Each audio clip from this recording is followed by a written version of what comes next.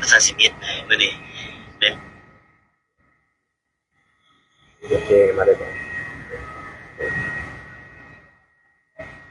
เรื่องตาเลยค่ะสวัสดีท่านผู้ชมที่หักแพงทุกท่านวันนี้ทีมงานไลฟ์สดของวิทูกเจงซาพะเขาจะให้ท่านมาชมบรรยากาศในค่ำคืนพิเศษนี้ก็คือวันศาสตร์ที่2รับครบรอบ50 ปีในยามค่ำคืนของนครหลวงเวียงจันทร์ว่าปัจจุบันนี้ที่พวกท่านเห็นอยู่ข้างหลังก็คือว่าเป็นการประดับประดาไฟแสงสีที่สดใสเนาะจากอาคารต่างๆเพิ่นจะประดับประดาไปด้วยทุ่งชาติทุ่งผักอีกจังน้อยนี้จะมีการแสดงโดรนเนาะบินจะมีหลายรูปแบบให้ท่านได้เบิ่งได้ชมกันว่าจะเป็นรูปพระธาตุหลวงเวียงจันทร์รูปอนุสาวรีย์แล้วก็รูปภาพดอกจำปามีรูปสร้างคู่กันแล้วก็จะมี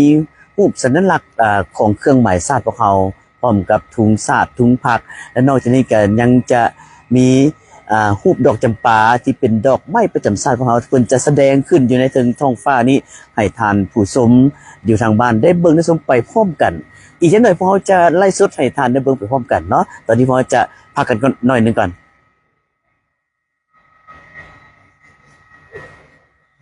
ไปเชียงขนมบรรยายอยู่แล้วเนี่ยบรรยายอยู่ก็ถือจุดที่เฮาอยู่นี่ก็เป็นอยู่เบื้องของถนนพ้นสะอาดเนาะอยู่ทางโซนทางเบื้องทางบ้านสิบุญเฮืองและที่กำลังท่านเห็นอยู่นี้ก็นั่นก็จะเห็นเป็นจอมพระธาตุหลวงเวียงจันทร์ที่กำลังหุงซองสว่างไสวแล้วก็พร้อมด้วยทุ่งชาติที่ว่าทางอาคารสำนักต่างๆเพิ่นได้ประดับประดาเพื่อเป็นการสรรเสริญและก็ให้ความเคารพแก่วันชาติที่2ธันวาคมของพวกเขาปีนี้จะครบรอบยิ่งใหญ่50 ปีเต็มอีหลีถ้าว่าเทียบใส่คนเฮาก็ถือว่าผ่านร้อนผ่านหนาวมาเป็นเวลาหลายสมควรฉะนั้นก็ถือว่าพวกเขาจะไปติดตามร่วมกันว่าตามเวลาแล้วนี่เพิ่นว่าจะมีการแสดงโดรนแล้วก็มีการยิงพลุขึ้นในเวลา19 โมงหรือ7 โมงแลงแต่ว่าอาจจะมีการเลื่อนเล็กน้อยเนาะแต่ก็บ่เป็นหยังทีมงานพอก็ยังจะอยู่เพื่อเกาะติดสถานการณ์และให้ท่านได้เบิ่งได้ชมไปพร้อมกันเนาะตอนนี้ก็ยังมีเสียงประกาศดูของเจ้าหน้าที่อยู่ทางสนามหลวงเนาะเพิ่นมีการประกาศอาจจะมีการจัดเวลาจัดสถานที่แล้วก็ให้ทุกคนนั้นถือว่าปฏิบัติตามข้อกำหนดกฎระเบียบของเพิ่นเนาะในการแสดงโดรนเนาะขึ้นมาแล้วท่านผู้ชมขึ้นมาแล้วกับผู้ที่สวยสดงดงามสว่างไสวอีหลีเป็นสมใหญ่เลยประธานเป็นสมใหญ่สง่างาม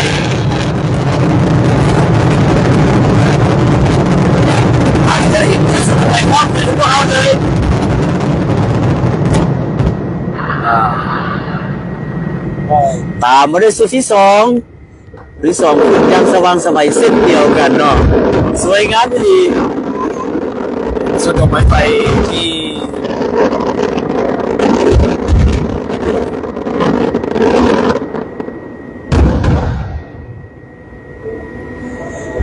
แต่ว่ากระท่อมฟ้ากำลังหุ่งสว่างไสวผู้ชมอยู่ทางบ้านก็คืออยู่ทางนี้มีความตื่นเต้นดีอกดีใจสวยงามหลายประการ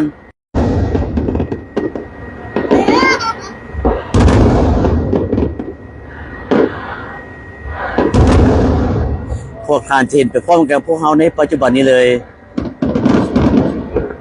ตามมาลาก็เป็นว่าจะยิงทุกแล้วก็มีการแสดงโดรนไปอ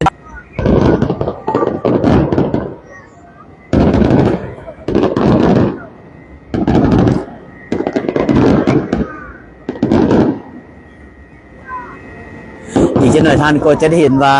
การแสดง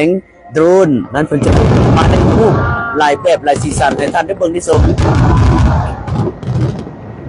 วงเต็มท้องฟ้านครหลวงเวียงจันทร์อย่างสว่างไสวสีสันสดใสโดยสีแดงสีเหลืองสีฟ้าสีเงินสีทอง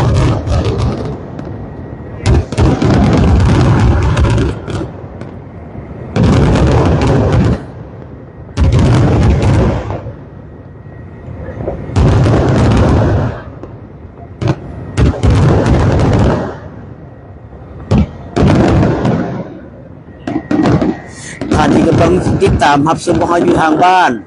แต่ขอที่จะความสุขกายสบายใจในโอกาสวันเสาร์ของพวกเขาเฉลิมฉลองด้วยความมุ่งซื่น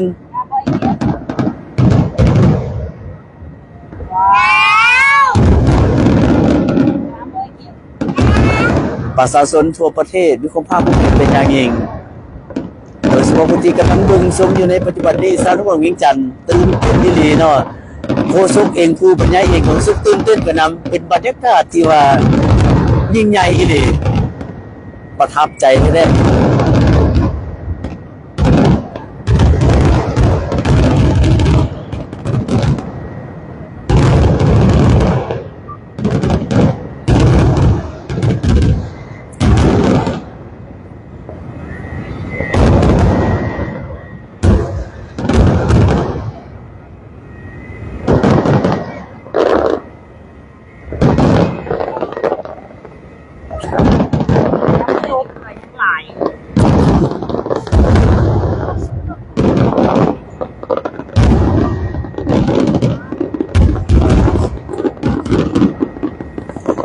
สวยงามอีหลีบรรดาท่านผู้ชม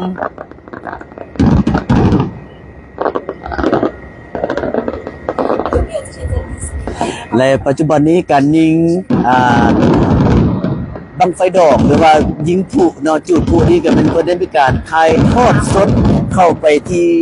หอประชุมแห่งชาตินครหลวงจันทร์เพื่อให้บรรดาผู้แทนที่บางวันกองประชุมบรรดาแขกต่างประเทศได้เบิ่งได้ชมได้เห็นไปพร้อมกันกับพวกเขาในทั่วประเทศสวยงามดี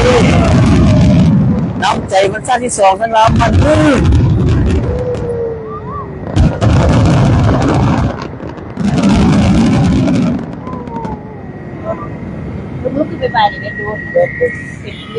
ผ่านไปแล้วสุดใหญ่บรรดาท่านผู้ชมแต่ว่ายังรออีกจังหน่อยยังรอถ่ายอีกหน่อยขึ้นมาอีกแล้วขึ้นมาอีกแล้วสวยงามอีหลีมาเบิ่งว่าจะเป็นรูปแบบใดเนาะของสัญลักษณ์ของชาติเราของพวกเขาท้องฟ้าสว่างสวัยหุ้งสว่างสวัยไปเต็มท้องฟ้าทั่วนครหลวงเวียงจันทร์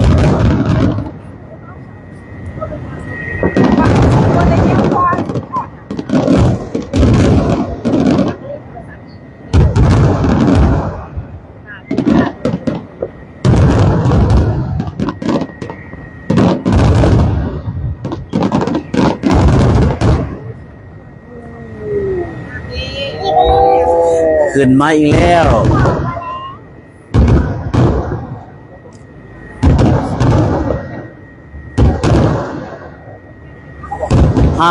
ปีแห่งการปลดปล่อยประวัติศาสตร์พวกเขาจะเห็นความเจริญรุ่งเรืองโดยแก้การนำพาของพรรคประชาชนปฏิวัติลาวพวกเขาสารชนต้องจงภาคภูมิใจที่พรรครัฐบาลได้มีการพัฒนาบ่ว่าจะเป็นทางด้านเศรษฐกิจการบริการพวกเราต่างๆ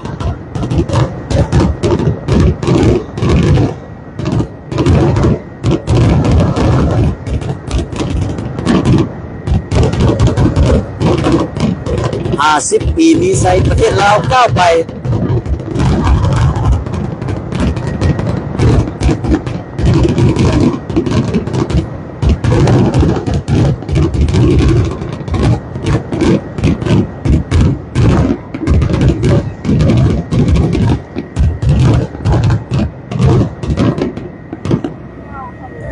สวยงามบรีบรรดาท่านผู้ชมขึ้นมาแล้ว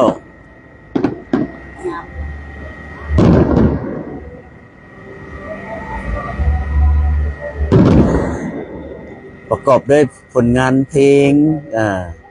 สรรเสริญพรรคประชาชนปฏิวัติลาว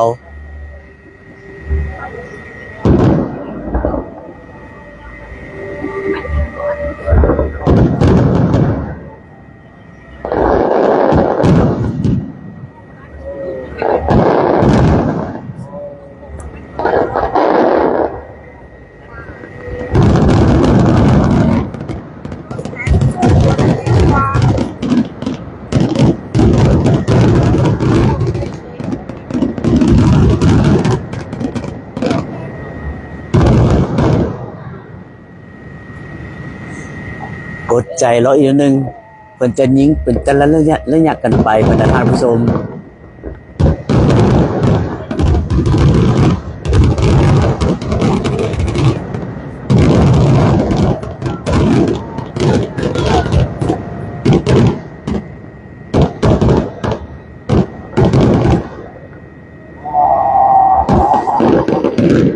วยงามวิลีบรรดาทานสวยงามวิลี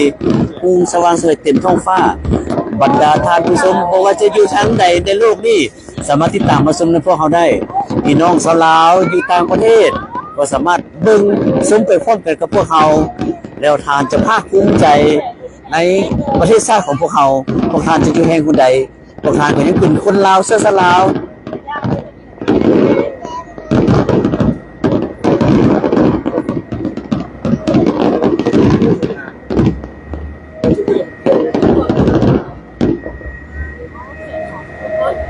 ผ่านไปแล้วสุดยังไง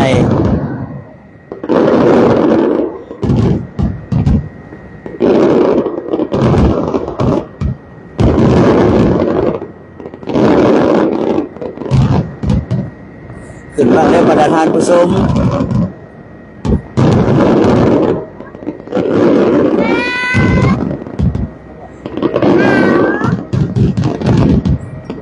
แต่ในสุดก็แล้วแต่ส่องแสงถึงความสว่างไสว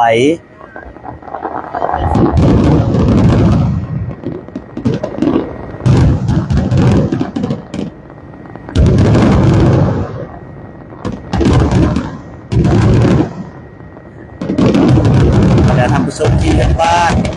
ก็สามารถบันทึกภาพไปในพวกเขาได้เนาะปัจจุบันนี้พวกเรากำลังไลฟ์สดให้ทานได้เบิ่งชมกันสดๆเลยจากนครหลวงเวียงจันทร์สวยงามดีหุ่งสว่างไสวพร้อมกับเสียงดังสนั่นถึงท้องฟ้าของนครหลวงเวียงจันทร์ก็จะเป็นการเฉลิมฉลองครั้งยิ่งใหญ่ครั้งประวัติศาสตร์ของชาติลาว50 ปีบรรณาทานบ่ธรรมดาขึ้นมาอีกแล้วเราเบิ่งว่าต่อไปนั้นเพิ่นจะแสดงเป็นรูปภาพหยังให้พวกเราได้เบิ่งได้ชมกัน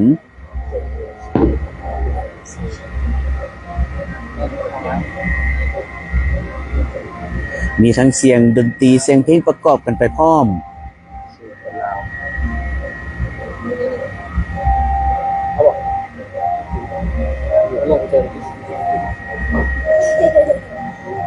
ก็หวังว่าท่านได้เบิ่งผ่านไปที่ก็คงจะถืออกถือใจแล้วก็พวกเรามีความดีอกดีใจภาคภูมิใจไปพร้อมกันสุดต่อไปมาเบิ่งว่าจะเป็นสุดแบบใดเนาะพอจะเห็นไปพร้อมกันเลยทางสนามหลวงโอ้จะกลับมาที่ทางอนุสาวรีย์ทางอนุสาวรีย์มันกำลังขึ้นอีกอย่างสว่างไสวเช่นเดียวกันทางนี้ขึ้นมาทางเบื้องอนุสาวรีย์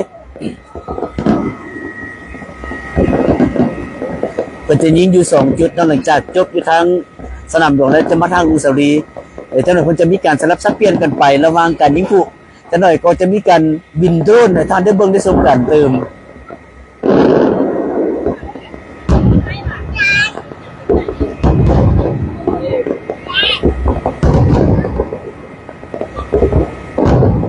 สวยงามลายบรรดาท่านผู้ชมสวยงามลาย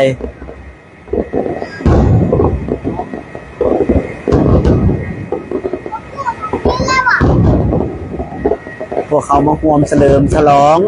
วันสถาปนาสาธารณรัฐประชาธิปไตยประชาชนลาวครบรอบ50 ปีไปพร้อมกันในทั่วประเทศและพี่น้องชาวลาวอยู่ทั่วโลกก็เบิ่งไปพร้อมกันได้เช่นเดียวกัน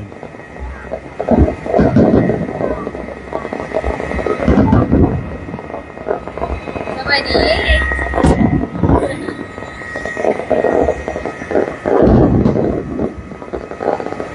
หุ่งแจ้งสว่างไสวถึงท้องฟ้าใจกลางนครหลวงเวียงจันทร์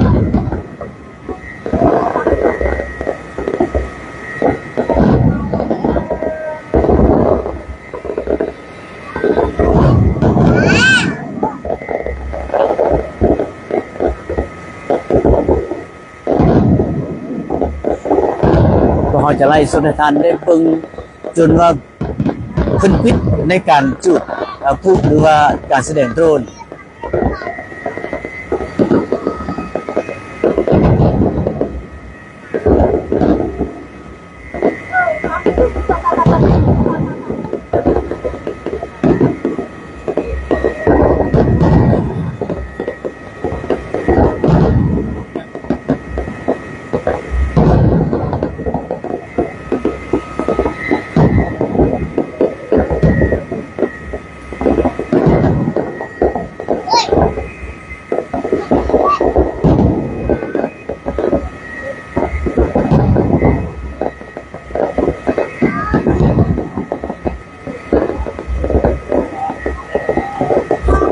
ท่านเห็นปัจจุบันนี้แมนเพิ่นจุอยู่ที่จุดอนุสาวรีย์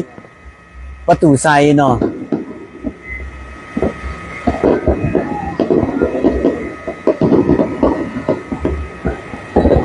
และเพิ่นจะสลับสับเปลี่ยนกันไประหว่างประตูไซและสนามหลวงพระธาตุหลวงเวียงจันทน์ส่วนการบินโดรนนั้นอีกจักหน่อยเนาะอดใจรอบรรดาท่านผู้ชมอย่าเฝ้าออกจากไล่ส่วนของพวกเขาที่ขาดท่านจะเห็นไฮไลท์ต่าง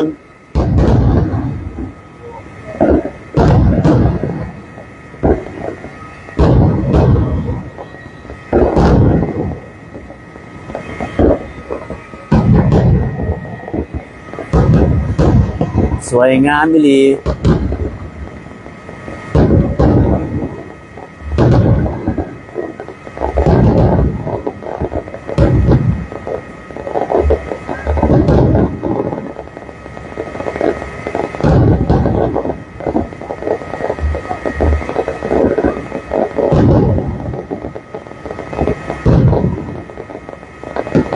บรรดาทานผู้ชมที่กำลังติดตามชมอยู่บอนใด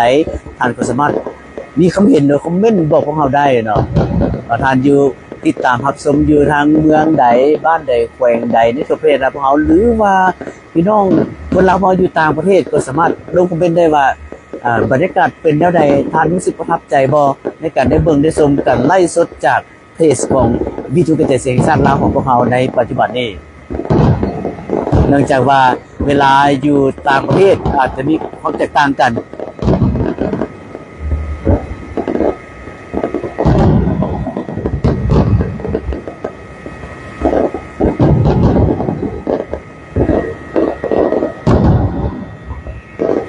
ปัจจุบันนี้เฉพาะเวลาอยู่ในนครหลวงเวียงจันทร์ก็คือประเทศลาวของเฮาแม่น 19 โมงกับ 49 นาที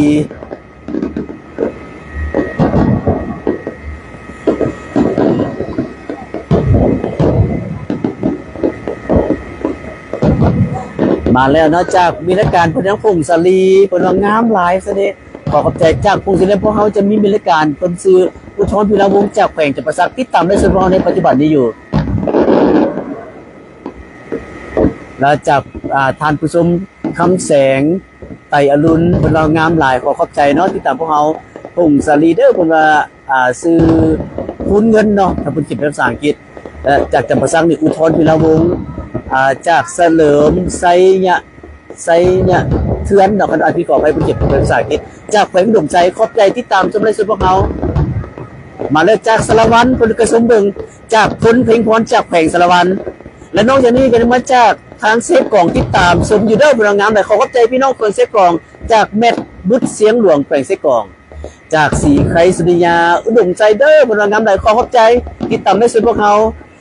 อธิจันทร์ควันหลวงจากสมพงษ์มูลจิวงศ์และจากไม้ไซพิทักษ์บรรดาน้ำแจ่มไซสองลามันยืนและจากรัตนาไซญะสีสว่างสวัยยิ่งใหญ่อลังการแท้และจากน้ำเพชรจันมาลาพลังงามแห่งดีขอขอบใจเนาะและจากอัจฉปืองามหลายขอบใจพี่น้องอัจฉปือเป็นซื้อคอนคำเนาะคอนคำพระพิทักษ์บอกอันนี้ขออภัยผู้เขียนเป็นภาษาต่างประเทศจากมโนราสุทธิจักรสมเสยงามลายขอบใจจากพี่น้องชาวเวียดนามซื้อหวิงชวนอันที่ขอไปและจากสวรรณเขตงามลายขอขอบใจเนาะแกนแก้วบอกคือการแก้วเนาะและจากพิมพ์มาสอนวงสวรรค์จากฮานอยโอ้พี่คนเราอยู่ฮานอยขอขอบใจเนาะพี่น้องฮานอยพวกเรายังติดตามพวกเราอยู่จากน้องพานซ้ายบอกแค่นี่ซื้อของเฟซบุ๊กงามหลายนครหลวงเวียงจันทร์จากเพชรสันลาดสีเหยาะวงแขวงเวียงจันทร์งามหลายจากบุญพรงามหลายจากสุดาพรคำตาสมเสยน้ำใจประสาทย่างสุดใจขอขอบใจจากแพง BVS ไซสมบูรณ์ที่ตามอยู่ขอบใจพี่น้องไซสมบูรณ์ที่ตามให้เบิ่งพวกเขาไปจนจบเนาะจากคันทะลีจากกระต่ายขอไปกระต่ายดาวเพชรนครหลวงเวียงจันทร์นี่เองและจากสีจอมเนาะจากเซนบุรีเรื่องงามหลายขอขอบใจนะพี่น้องเซนบุรีเกิดวันที่2มื้อนี้วันเกิดเอากระถือว่าขอมีความสุขกายสบายใจฉลองไปกับทั้งทั่วประเทศชาติพวกเราเด้อและจาก อันนี้จากสารวัตรที่ตามอยู่งามหลายยิ่งใหญ่อลังการขอบใจเนาะอุดมศักดิ์ศรีสนะและอันนี้จากสิงโตลำเนางามแหละโอ้อันนี้สิงโตลำเนาเป็นนักเตะบอลทีมชาติเป็นบ่โอเคขอบใจนะสิงโตลำเนานักเตะบอลทีมชาติที่ตามเพจพวกเราและนี่จากบุญนำ KSV งามหลายจากแขวงขมวนขอบใจจากตาคำนะวงจำปาซักคุณงามหลายจากเจียมพรบอกเจียมพรมังสุวงอัตตปือพี่น้องอัตตปือขอบใจและจากกันแก้วไม่อีกแล้วนะสวรรณเขตติดตามงามแท้ขอบใจเซออกไปต่อเนาะเซต่อให้พี่น้องสวรรณเขตได้เบิ่งได้ชมทั่วจนกันมื้อนี้เป็นงานที่ยิ่งใหญ่ครั้งประวัติศาสตร์ของชาติเราพี่น้องเลย50 ปีมีไซประเทศเราก้าวไปลองมาเบิ่งไปนำกันความเจริญเมืองสีไรของประเทศชาติของพวกเราจากเสียงขวงพี่น้องแดนหนาวเสียงขวงเด้อที่2เดือนวันนี้เป็นจังได๋เสียงขวงพวกเราหนาวบ่จากวงจันทร์แสงคำเพชรเดี๋ยวอาการของวงจันทร์นี่ก็คืออยู่รู้สึกว่าอยู่แบบสบายเย็นสบายบ่หนาวหลายเนาะและอันนี้จากสมพลังงามหลายอันนี้สิเป็นจากพี่น้องชาวเวียดนามเนาะขอขอบใจแต่ว่าผู้ทรงนี่อ่านภาษาเวียดนามบ่ได้ครับอาจจะเป็นเพิ่นยินดีสมเสยประมาณนี้แหละ50 ปีเนาะและนอกจากนี้ที่พวกเขายืนไล่สุดนี่กันยังมีทั้งพี่น้องเสื้อซัดคนจีนเนาะเพิ่นก็ได้เบิ่งที่ตามพวกเขาเพิ่นก็มีการไล่สดไปนำกันเนาะก็ขอบใจเพิ่นเช่นเดียวกันจากไพวันเนาะอันนี้จากดาววอนพลังงามหลายจากสุกันทะลือไสแขวงหัวพันวันกำลังที่ตามอยู่สมอยู่ขอบใจนะพี่น้องหัวพันเป็นอากาศหนาวบ่จากเมืองมื่นงามหลายเมืองมื่นแขวงเวียงจันทร์เพิ่นว่าจะติดตามจนกว่าจะเซาถ่ายทอดขอบใจได้พี่น้องเมืองมื่นแชร์ต่อเลยเนาะแชร์ต่อพี่น้องเมืองมื่นได้เบิ่งได้ชมกันและอันนี้จากสานนจากสานนพัฒนมอสเตอร์ประมาณอันนี้ขอไปเพิ่นว่า very beautiful thank you so much อันนี้จากแก้วสุวรรณไมตรีงามหลายจากเมืองโขงแขวงโอ้พี่น้องเมืองโขงขอบใจหลายๆเด้อพี่น้องเมืองโขงเด้อเซต่อพวกเขาเนี่ยเพราะว่าพี่น้องเมืองโขงได้เบิ่งได้ชมไปพร้อมกันกับทางเลยเนาะอันนี้เป็นจากพี่น้องเวียดนามเพิ่นว่า very beautiful กำเอิญเยียวๆและจากคำพาบันเทิงศิลป์งามหลายเด้อว่าซั่นขอขอบใจอีหลีเนาะจากจันเนียมขออ่านพี่ขอไปจากเมืองล่องซานแขวงไซสบูรณ์สบายดีพี่น้องเมืองล่องซานแขวงไซสบูรณ์อันนี้จากน้อยทำมะวงบะสมเสย50 ปีซาลาวสมเสยเนาะจากเพชรน้อยพลังงามหลายจากเสียงขวงงามหลายหนาวหลายด้วยเสียงขวงโอ้ต้องนุ่งเครื่องให้อบอุ่นเนาะแต่ว่าเบิ่งไล่สุภาพเป็นไปนำในเขาจะมีความสุขไปพร้อมกันเนาะเพิ่นซื้อวงจันทร์แสงเขาเพชรจากเสียงขวงขอบใจหลายๆอย่าลืมแชร์เนาะเซฟต่อออกไปเพื่อว่าให้พี่น้องทั้งเสียงขวงเฮาได้เบิ่งได้ชมบรรยากาศที่ไปพร้อมกันกับสารบอนได้ทั่วประเทศเลยบรรดาท่านผู้ชมขอขอบใจเสื้อทานผู้ชมมีรายการทั้งเพจ Facebook ของวิทยุกระจายเสียงสายพวกเฮานี่เพิ่นได้ติดตามชมและก็เพิ่นก็แชร์ต่อให้เนาะขอขอบใจเป็นอย่างสูงบรรดาท่านทั่วประเทศรับชมอยู่ว่าซั่นขอขอบใจอีหลีขอบใจหลายๆปัจจุบันนี้คือว่าการยิงผู้มันกำลังที่ว่ายังหยุดยังบ่หยุดบ่เซายังพุ่งขึ้นอยู่ตรงท้องฟ้าแล้วโครงจันทร์สว่างสวัยวงจันทร์แสงเขาเพชรมาอีกแล้วเสียงขวงนาวไลเดอร์เอาให้รักษาสุขภาพเนาะพี่น้องทั้งแขวงเสียงขวงมีโอกาสทีมงานพวกเขาจะพยายามเสียงขวงเด้อจะไปกินนกแอนตุ้งโคซุกกับมือกล้องนี่บ่ได้กินโดนแล้ว นกแอนตุ้งนี่ว่าแซ่บเด้แซ่บนัวเป็นเอกลักษณ์ของแขวงเสียงขวงพวกเขาเนาะแม่นแล้ววันนี้พลังงามหลายเด้อจากเมืองสนะสมบูรณ์โอ้ขอขอบใจพี่น้องสนะสมบูรณ์เด้อแซ่ต่อพวกเขาเด้กรุณาแซ่ต่อเนาะจากหับสมจากกำแพงเสียนประเทศไทยคิดฮอดบ้านงามหลายขอบใจเนาะพี่น้องลาวพออยู่กำแพงเสียนประเทศไทยเพิ่นก็ติดตามชมอยู่แซ่ต่อพวกเขาเด้อเนาะให้พี่น้องทั้งฟังประเทศไทยได้เบิ่งนำกันเนาะจากหลวงพระบางมาแล้วนี่ดวงยะบอนเนาะอันที่ขอไปเด้อจากหลวงพระบางแรงงามหลายขอบใจจากภูวาเกตสุริยันจากเมืองสงขลาแขวงสวรรณเขตสบายดีพี่น้องเมืองสงขลาหวังว่าคงจะมวลซื่นแล้วก็เบิ่งภาพบรรยากาศไปพร้อมกันกับพวกเขาเนาะเซโตพวกเขาให้พี่น้องพวกเขาได้เบิ่งทั่วถึงกันได้ทั่วประเทศเลยถึงว่าปัจจุบันนี้ถือว่าท่านเห็นอยู่นี่มัน เพิ่นยิงขึ้นอยู่ทั้งจุดประตูไซหรือว่าอนุสาวรีย์ใจกลางนครหลวงเวียงจันทน์หลังจากที่ท่านได้ชมอยู่เบื้องทั้งสนามหลวงทั้งท่านหลวงแล้วมาอีกแล้วแนวจากบัวซอนสีดาลักเบิงอยู่ประเทศจีนโอ้ขอบใจพี่น้องนี่หาวนี่หาวนี่หาวจงกว่าเชื่อเพิ่นว่ากำลังเบิงอยู่ประเทศจีนขอบใจหลายๆขอบใจเด้อเพิ่นที่ไล่สุดเบิงให้เบิงตัวจริงได้เพราะว่าคาป้องกันอยู่กลุ่มกองขอเป็นกำลังใจให้พี่น้องกำลังป้องกันพวกเขาเบิงอยู่ทั้งกลุ่มกองก็บ่เป็นหยังพอจะไล่สดไปจนกว่าทานจะมีการขึ้นทางไล่สดเนาะแล้วให้ทานเซตต่อออกให้พวกเขาเซตต่อให้พวกเขาเบิงตื่นเซตต่อพวกเขาเบิงตื่นให้พี่น้องได้เบิงตื่นกันเด้อสมพงษ์ไสมงคลติดตามอยู่เมืองปากท่าแขวงบ่อแก้วสบายดีพี่น้องปากท่าปากท่านี่เป็นเมืองเป็นบ้านเกิดของพ่อโคชงเองนะมีโอกาสจะไปเยี่ยมยามด้วยพี่น้องเมืองปากท่าถามสบายดีพี่น้องปากท่าทุกคนเด้อติดตามอยู่เมืองปากท่าขอขอบใจหลายๆเป็นว่าสุดยอดเลยจากสุกันพงพจิตเนาะจากน้อยใหม่วงพรคำแฝงหัวพันสบายดีหัวพันสบายดีสำเหนือสบายดีเจ้าปลาบ้ามสำเหนือแซ่บหลาย ขอขอบใจโอกาสหน้าพ่อจะไปเยี่ยมประจามสำเหนือไปน้ำเหนือประทับใจอาหารการกินแต่ว่าถึงคือจางเนาะคือปากพวกเขาสุภาพสำเหนือเจ้าปลาบ้ามสำเหนือโอ้แซ่บเฮงเด้อพี่น้องเอ้ยอย่าลืมเนาะเซตต่อกันเซออกไปให้พี่น้องสลามเฮาได้เบิ่งได้ชมไปพร้อมกันอันนี้เป็นบรรยากาศที่ว่า50ปีนะพี่น้องเอ้ย50ปีวันชาติพวกเขาวันสถาปนาสถานในประชาธิปไตยประชาชนลาวครบรอบ50ปีเพิ่นว่าสวยงามอลังการแล้วเพิ่นขอขอบใจเนาะเซต่อเนาะทุกคนที่ได้เบิ่งได้ชมเซต่อพวกเขาเดี๋ยวพวกเขาภาคภูมิใจที่พี่น้องลาวพวกเขาอยู่ต่างประเทศจากฮานอยจากเวียดนามจากประเทศจีนจากประเทศไทยเพิ่นว่าเซต่อให้แล้วว่าซั่นขอบใจเป็นอย่างยิ่งขอบใจอีหลีถ้าว่าหันเบิ่งได้ชมแล้วแน่นอนทุกคนดีเฮ็ดจังได๋คือทอดบ้านเนาะกินทอดบ้านเก็บของนอนหลังจากที่ว่าอาจจะไปศึกษาไปเฮ็ดเรื่องไปเรียนอยู่หลายปีแต่ว่ากับเบิ่งผ่านและซื้อพวกเขาแล้วทานจะรู้สึกว่าพวกเขายังอยู่เคียงข้างกันจะอยู่แดนใดไกลก็ตามเนาะงามหลายสมเสยเด้อมาจากอุนาถปากุลาเนาะและจากวงสอนพิละหอนบ่สบายดีเจ้าอุดมไซขอบใจพี่น้องอุดมไซจากคำล่านันทบริวันเป็นว่าจากก้อนสวนสนามสร้างแสงสมอยู่ขอบใจก้อนสวนสนามสร้างแสงสมอยู่พุ่นน่ะขอบใจมือเซาดิโคโซก็ได้ภาคก้อนสวนสนามสร้างแสงนี่แหละเป็นระเบียบไม่ค่อยดีเด้อถือว่างามหลายบ่มีการผิดพลาดอย่างเลยเด้อขอสมเสยเด้อทางก้อนกำลังสวนสนามสร้างแสงสมเสยหลายๆอันนี้เบิ่งอยู่สวรรณเขตงามหลายขอบใจคำแพงมณีวันงามหลายอนุสักสมโนวันงามหลายเบิ่งจากเสกองสบายดีพี่น้องเสกองงามหลายเด้อปัจจุบันนี้ถือว่าเพิ่นได้พักผ่อนในการ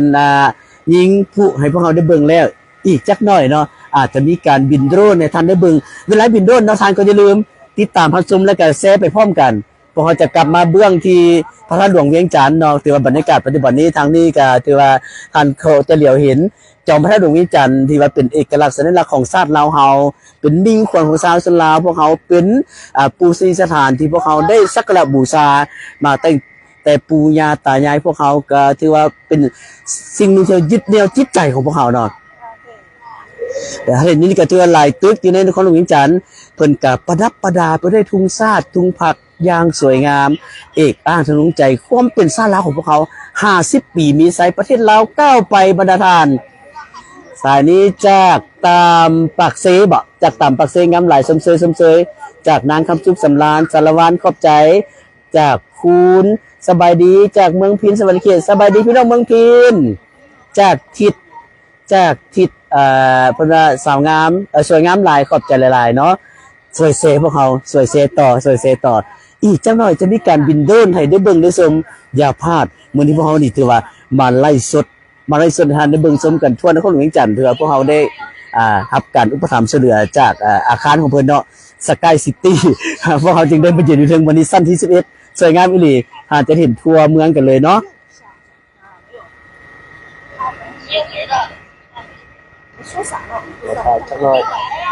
อีกจักหน่อยเนาะอีกจักหน่อยจะได้เบิ่งการบินโดรนเนาะบินโดรนให้ท่านได้เบิ่งได้ชมกันและบอนที่โคชกยินนี่ก็มีหลายทานเพิ่นมีการไล่สดให้พี่น้องเพิ่นได้เบิ่งอยู่ต่างประเทศนี่พวกเฮาก็ได้เห็นนี่เป็นพี่น้องชาวจีนเพิ่นไล่สดปัจจุบันนี้ การบินโดรนกำลังขึ้นมาแล้วบรรดาทานขึ้นมาแล้ว มาเบิ่งติดตามกันว่าจะเป็นรูปแบบใดเนาะโดรนในสุดอิดเนาะสุดอิดของการบินโดรนพวกเขากำลังตื่นเต้นทุกคนมีความตื่นเต้นหลายรวมทั้งโคชกตื่นเต้นพร้อมเลย จังว่าโคชกจะเสียงเหียบก็สู้บ่ถอยเพื่อจะให้พี่น้องสารเฮาได้เห็นได้เบิ่งได้ชมไปพร้อมกันเพราะมีความภาคภูมิใจจนเหนือคำบรรยายเลยบรรดาทานขึ้นมาแล้วพอมาลุ้นเบิ่งว่ารูปภาพของโดรนสุดอิดจะเป็นรูปใดเพิ่นจะแปลรูปเป็นรูปหยังพวกเราได้เบิ่งได้ชมกัน来自中国的无人机，它可以进各种形状的，车子是这样从地上先起来，你看到没？好多呀！ ขึ้นมาแล้วกำลังทยอยขึ้นมาแล้วจะหน่อยเพิ่นจะมีการปรับเนาะปรับรูปแบบว่าจะเป็นรูปใดบรรดาทานผู้ชมขึ้นมาแล้วโคชกเห็นแล้วเนาะโอ้ขึ้นมาแล้วสวยงามอีหลีสวยงามหลายเนาะอาจจะเห็นเต็มเลยวันนี้จะเป็นเต็มเลยขึ้นมาแล้วทานหัวอันนี้เป็นสัญลักษณ์อย่างอันนี้เป็นสัญลักษณ์กาหมายสารพเฮามีห่วงเข้ามีทุงชาติมีหนทางเนาะมีทุงไฮทุงนานแล้วก็มีสัญลักษณ์ในการสร้างสาธารณประเทศชาติพวกเขาจึงภูมิใจ50ปีมีไซประเทศชาติพวกเขาก้าวไปสวยงามบ่บรรดาทานสวยงามอีเนาะสัญลักษณ์ที่พวกเขาปัจจุบันนี้เป็นสัญลักษณ์นี้เป็นสัญลักษณ์ที่พวกเขาอยู่ในเอกสารสัมพันธ์ต่างๆเอกสารเป็นทางการก็จะเห็นสัญลักษณ์นี้จะมีรูปพระธาตุหลวงเวียงจันทร์รูปห่วงเข้าสองห่วงสองฟากแล้วก็จะเป็นรูปหนทางธงไฮธงนาพร้อมกับสัญลักษณ์การสร้างสาพัฒนาประเทศชาติมีเขื่อนเนาะมีเขื่อนไหลลงมาท่านจะเห็นเนาะเขื่อนน้ำตกไหลลงมานั่นปัจจุบันนี้เพิ่นกำลังจะแปลงรูปเป็นรูปใหม่แล้วพอมาเบิ่งไปน้ำกันเด้อพี่น้องสารทั่วประเทศโคชกบรรยายนี่รู้สึกตื่นเต้นเป็นทำได้ตื่นเต้นอีหลีมือกล้องก็ตื่นเต้น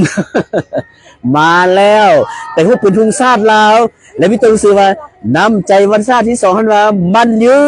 นสวยงามมันยืน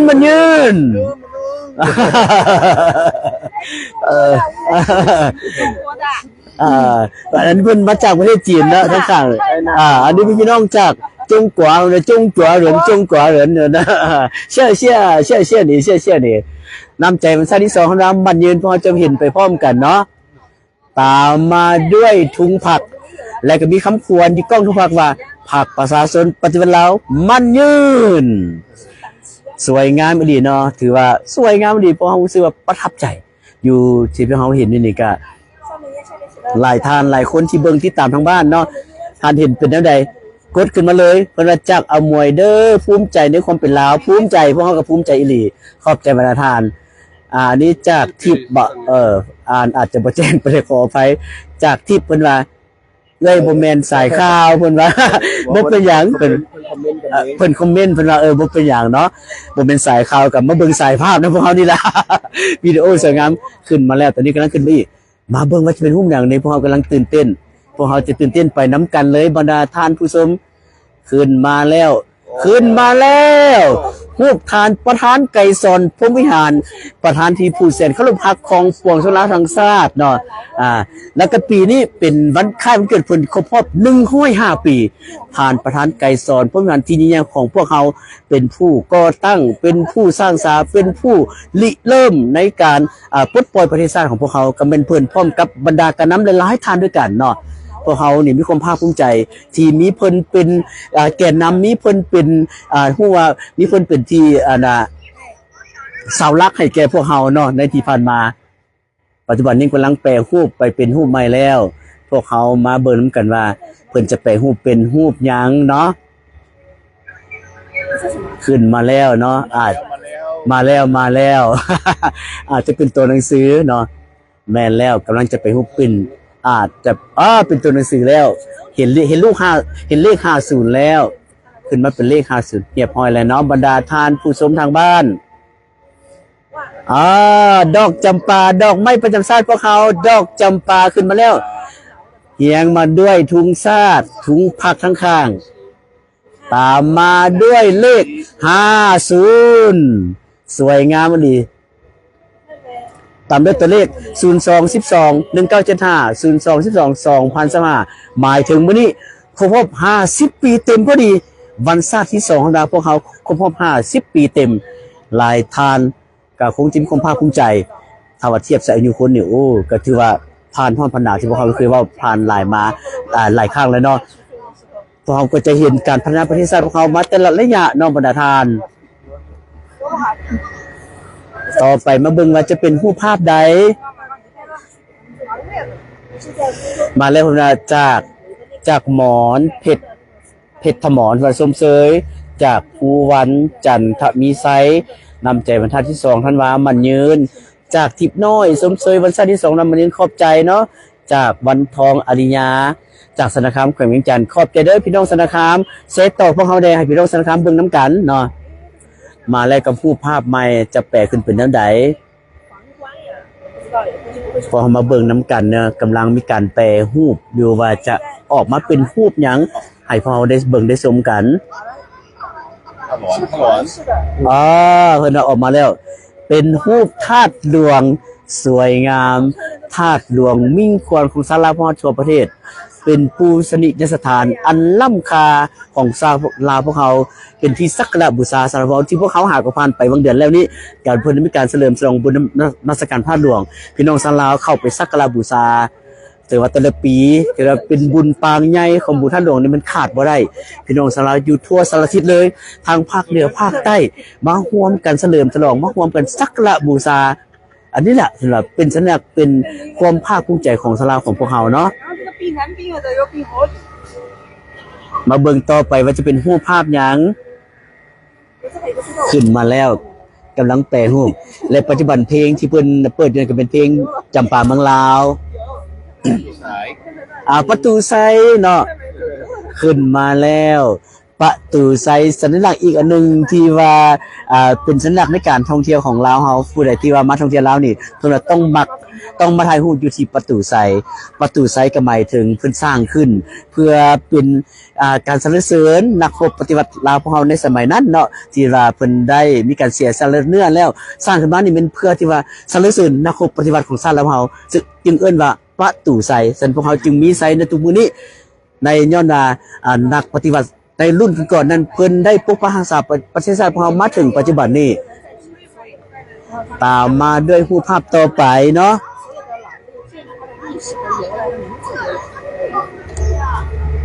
รูปภาพต่อไปมาลุ้นนำกันว่าจะเป็นรูปภาพหยังค่อยๆออกมาแล้วพอเฮาบ่ลุ้นนำกันตื่นเต้นไปนำกันเดี๋ยวนี้โคโซกำลังเห็นแล้วเป็นบรรณาทานรูปสร้าง这是大象，你看到没有？是大象。ออกมาแล้วบรรดาทานเป็นรูปสร้างทรงตัวเฮียงกันมาสร้างจะเป็นเอกลักษณ์ของชาติเราก็คืออย่างประเทศเราพอประเทศล้านสร้างเนาะหลายคนรู้ในปัจจุบันนี้สร้างที่ว่าอนุรักษ์หลายสุดก็อยู่ทั้งแขวงสิงห์บุรีในแต่ละปีพวกเขาจะมีบุญสร้างเนาะอันนี้เป็นเอกลักษณ์นึงที่ชาวลาวพวกเขานับถือสร้างเพราะว่าในสมัยก่อนนี่บรรพบุรุษลาวเฮานี่นำใช้สร้างเป็นพาหนะในการเดินทางเป็นพาหนะในการต่อสู้กับศัตรูแล้วก็ย้อนว่ามีสร้างนี่แหละท่านพวกเขาจึงนับถือสร้างนี่ที่ว่าเป็นทรัพย์นำโชคเป็นสัตว์เอกลักษณ์ของชาติเราก็คือสร้างนั่นเองเนาะปัจจุบันนี้งวงสร้างกำลังจะเกาะหางแม่เพิ่นอาจจะมีการยางน้ำก้นแม่ไป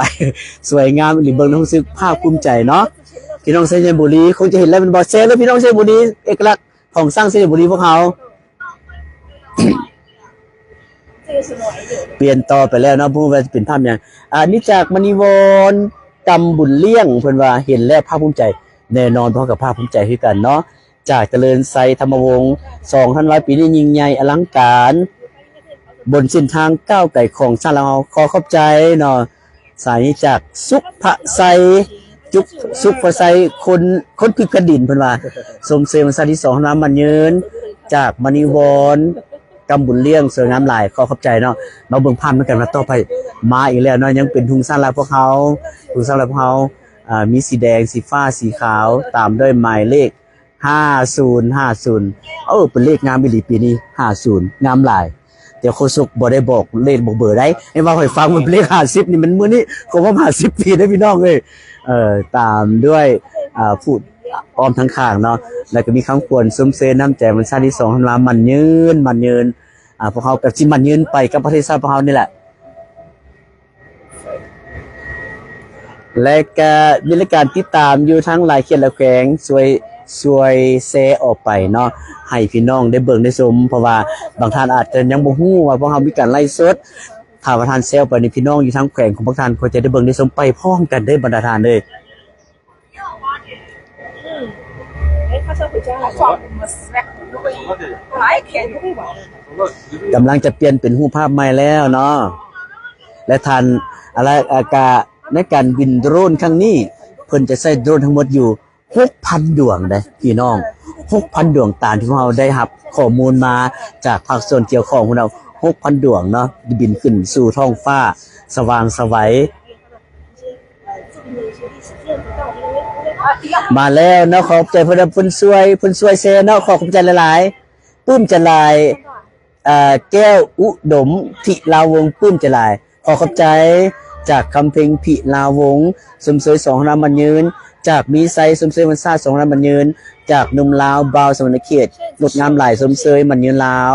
มันยืนเจ้าขอบใจเนาะจากพิษณุจิตละวงศ์งามเด้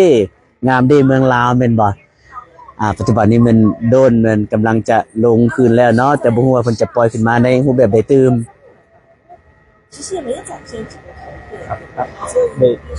เดินพักเบรก เพิ่นอาจจะมีการพักระยะหนึ่งเนาะ พักดุลระยะหนึ่งเนาะขอบใจเนาะบรรดาทานผู้ชมติดตามทางบ้านเนาะทางเพจไลฟ์สดของวิทยุกระจายเสียงแห่งชาติพวกเขาจะขึ้นเป็นภาษาตามเพจเป็นลาว National Radio ท่านก็จะสามารถเห็นได้ทั่วโลกเลยแต่ก็ภูมิใจพี่น้องสลาวพออยู่ต่างประเทศเพิ่นได้แชร์ซอยพวกเขาบอกว่าจะอยู่ประเทศใดก็แล้วแต่เพิ่นว่าเห็นแล้วรู้สึกภาคภูมิใจหลายคนอีกในคอมเมนต์บอกว่าคือบ้านเกิดเมืองนอนเห็นแล้วรู้สึกว่าอยากกลับมาหยาดมันเกิดเมืองนอนของพวกเขาเนาะ มีแล้ว ลงไปแล้วเนาะตอนนี้กำลังทยอยลงแล้วไปแล้วเนาะพวกเราก็ต้องขอบใจบรรดาท่านผู้ชมติดตามรับชมตั้งแต่ต้นจนมาฮอดระยะนี้แต่พอยังบ่แน่ใจว่าเพิ่นจะบินต่อหรือบ่เนาะแต่ก็ติดตามไปนํกันนี่แหละเพราะว่าตามเวลาที่เพิ่นแจ้งมามีความว่าเพิ่นจะปิดในตอนเวลา 10:00 นกลางคืนเนาะ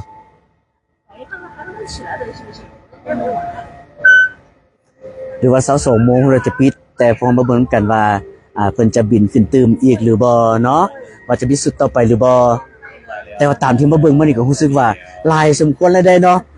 มือกล้องของเฮาภูมิเงินบ่อทองเนาะมือกล้องของเฮานี่ที่ว่าเพิ่นเป็นมือไล่สดของเฮาของวิทยุกระจายเสียงแห่งชาติลาวของเฮา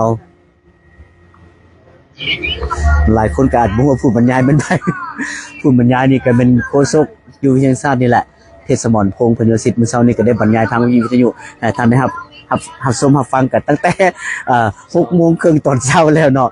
ก็เสียงก็จะไปแล้วได้นี่เสียงจะแคบแล้วแต่ก็บ่ยอมสู้แต่ก็บ่ยอมถอยบ่ยอมสู้ก็อยากให้พี่น้องได้เบิ่งได้ชมแล้วก็เบิ่งบรรยากาศไปพร้อมกันเนาะ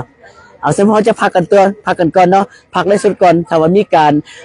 บินด้นตัวพวกเราจะให้ทานได้ชมกันเติมตอนนี้ต้องขอบใจบรรดาท่านผู้ชมทางบ้านพวกเราจะพักกันก่อนเนาะจะได้มาพบกันใหม่ขอบใจหลายๆ